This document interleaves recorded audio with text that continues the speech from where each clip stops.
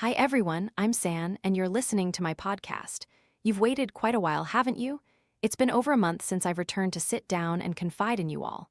Honestly, over the past month, my life has seen quite a few new things I want to share. I moved into a new house, met new friends, and had some really interesting new stories. Some things I can share, but others I want to keep to myself for a bit. But overall, as the year draws to a close, I want all of us to pause for a moment.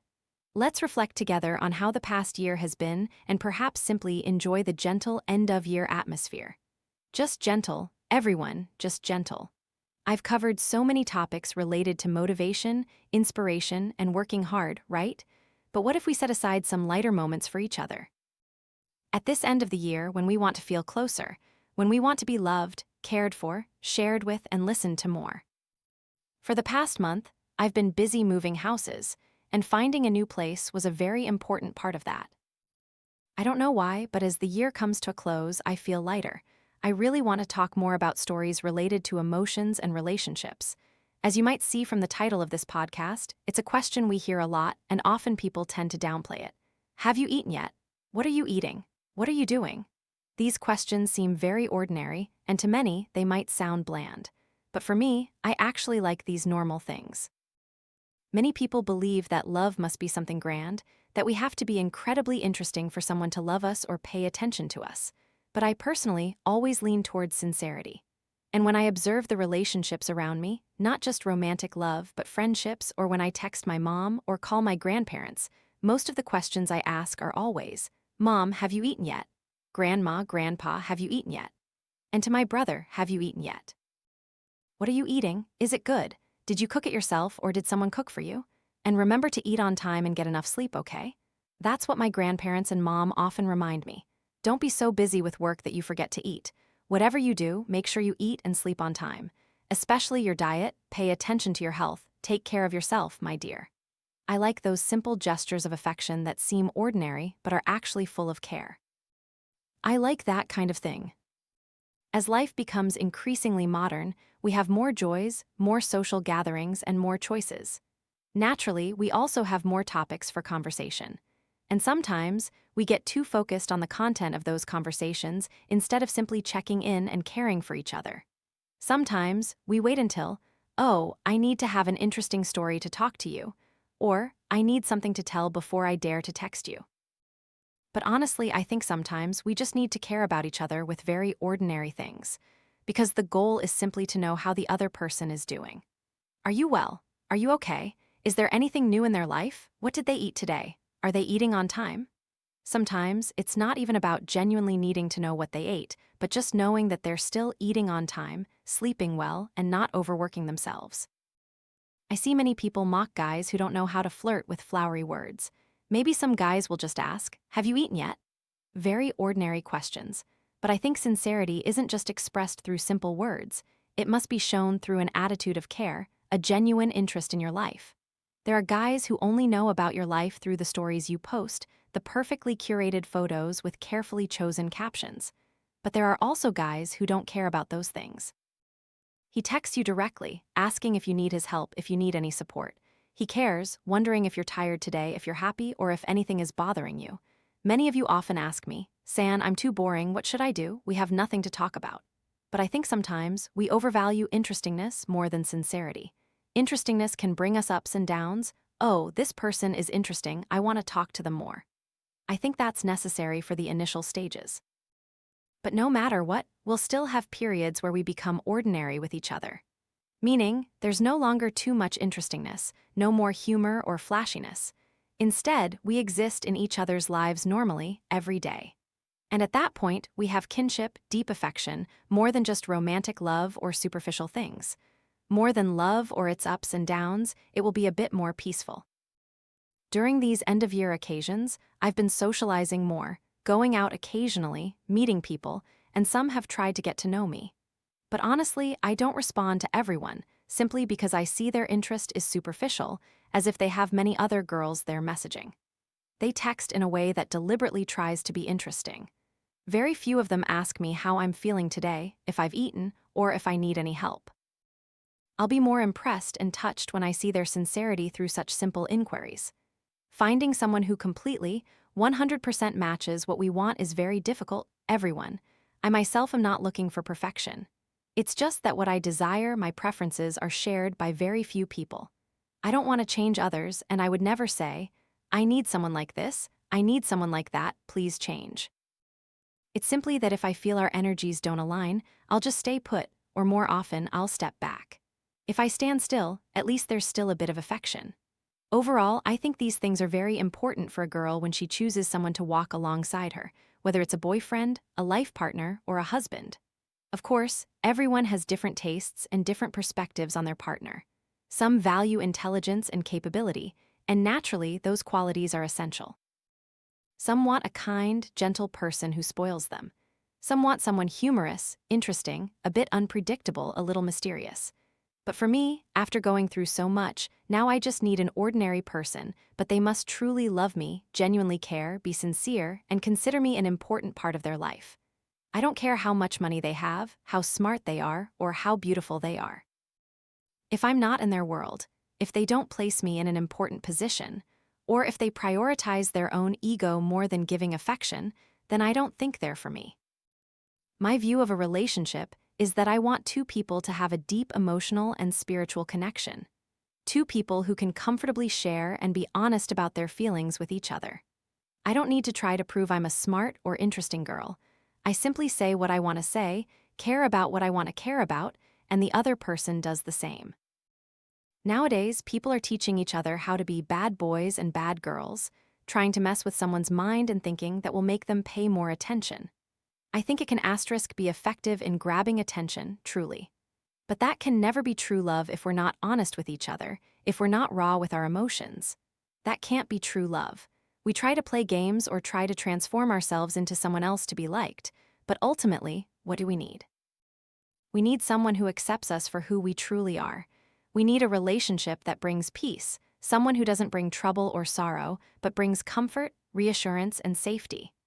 Both growing together every day without too many grand problems thinking of each other. Maybe a little argument, but at least we speak our minds and are honest about our feelings. When I was younger, probably around 20, I liked interesting guys. I liked flashy, humorous guys, maybe a bit talkative. But now, with time, things have changed, especially my perception of others. There are very simple, small things that make my heart flutter. Conversely, there are grand gestures that feel like they're just trying to capture my attention more than genuinely caring for me or truly loving me. This isn't hard to recognize, it's quite easy, and I understand them. I understand because everyone needs a process to grow, and at each stage we'll meet different people. I myself used to be someone who tried to get attention from someone I liked, but it wasn't until recently that I realized, maybe I didn't actually like them. Perhaps sometimes I just wanted their attention, their interest. It felt cool, and if I could be their girlfriend, that would be great, you know. But I truly hope that you all can find someone you genuinely love so much that you cast your ego aside. You won't care much about what benefits they bring you, but you'll only care if they're happy, if they've eaten enough, if they've had all their meals, if they're sleeping well. I hope you can find someone with whom your daily life flows gently, whether in joy or sorrow, you still wish them peace. I hope you can find someone you don't have to overthink when making choices about whether to stay or leave, whether to give all your affection or not. Perhaps we need to find someone whom you feel is worthy of your deepest love, worthy of receiving the most wonderful things from you, because you feel they are truly deserving of your love, simply for who they are, not for the benefits or other things they bring to you. Throughout my personal growth, love isn't everything, it's a part. I'm here with myself, a job, a lifestyle, my own relationships, my own mindset. I build my life with many pieces, and love is an important part of that. And perhaps for that love piece to fit my worldview, it needs to resonate with all the other things around it. So, I'm not in a hurry. In reality, having a boyfriend isn't difficult, like just going on an app, swiping left and right, meeting someone, liking each other, and falling in love. Many people still find their destiny that way, and I'm happy for them. But for me, it's a bit harder, or simply, I haven't met someone who makes everything feel easier. I once heard a saying, don't love someone who makes you feel hard to love.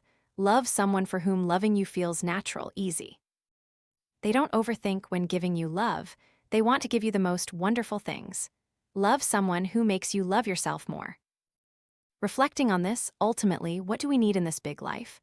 Let's make choices that align with what you truly desire. Of course, with this podcast, I'm not exactly advocating for being bland. I don't think that's it. But my point is, if we're bland in a sincere way, that's still a good thing, 1,000 times better than trying to gain attention without genuinely caring for each other. I don't dislike questions like, have you eaten yet? Or, what are you doing? In fact, I particularly like them. And if a guy genuinely cares enough to ask me how my day is, then I think I'd be a little touched by their persistent concern, day after day, about whether I'm okay. In love, friendship, or any relationship in life, I believe that what we give is what we receive. If you're receiving things that don't feel right to you, it might be that you're giving things that aren't right, sometimes without even realizing it. I believe that sincere people might not only meet sincere people. They might encounter bad ones, but they will stay long-term with those who are sincere. With the energy you project, you will meet similar people. And if the person you like doesn't stay by your side, it might be because your energies are very different. Knowing yourself is very important. Understanding yourself is even more important. But thanks to these two things, we can get closer to the relationships that are truly meant for us. In everything, I think you should return to yourselves and ask, what do we need? What do we truly desire?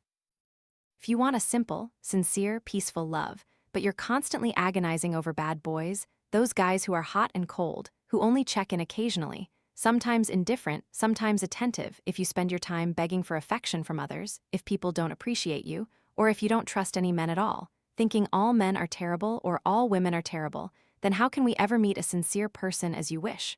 Look at your current relationships. Who brings peace to your life? Gently and honestly observe that.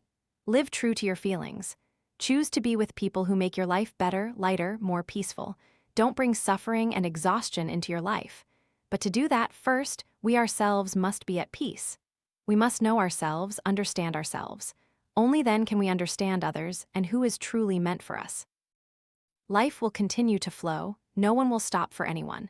We might have loved each other deeply, been together for many years, but eventually, everyone has their own life. No one stays with anyone forever, and sometimes change is necessary. Let's not dwell solely on things as fixed rules or regulations when they might actually be preventing us from experiencing better things. I think so.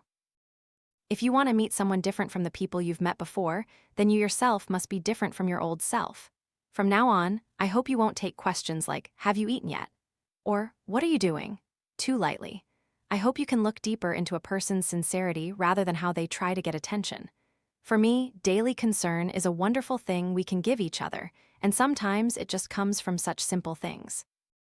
And if we truly love each other, there are many ways to get closer to each other's hearts. Of course, it's not just about asking, have you eaten yet? But perhaps going out to eat together, cooking for each other. Ultimately, when we step into each other's lives, beautiful love stems from these small, everyday things. That's how I feel. I'd love to know what you all think. Please comment below and let me know. I really want to hear your stories and your thoughts on dating and relationships in today's life. I'm a 90s kid, quite modern, but also a bit traditional in some aspects because I feel that presenting good things takes time, just like how I pursue my work or my dreams. I need daily persistence. So it's the same with love. I'm not in a hurry. I'll also be persistent with my love every day. I'll carefully consider things so that love can slowly blossom, and when it needs to fully bloom, I'll let it spread its fragrance. It's the end of the year, and cold winter days have arrived. Don't feel too lonely, everyone, because there's a girl sitting here alone in a spacious 90 square meter, 2-bedroom house, recording a podcast about love for many young people out there, while she herself is still single. Don't be lonely, because when you can find balance in your alone time, your chances of meeting a suitable person are higher.